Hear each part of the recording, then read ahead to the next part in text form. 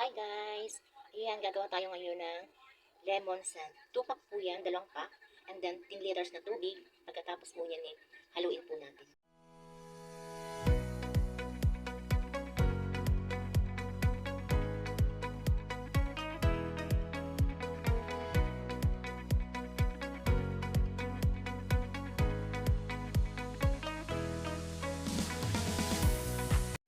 Ayan guys, takpan natin after 3 hours.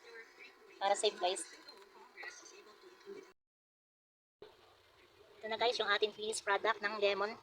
So guys, 12 na dishwashing liquid, 12 na bottle. Sabi ko nga guys, kapag sumunod kayo sa instruction, napakaganda ng picture na gagawin nyo. Mas maganda rin po guys ang inyong finished product na magagawa. Quality po talaga yan.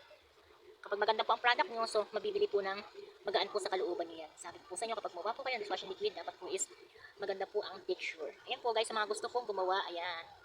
Gawa na po kayo.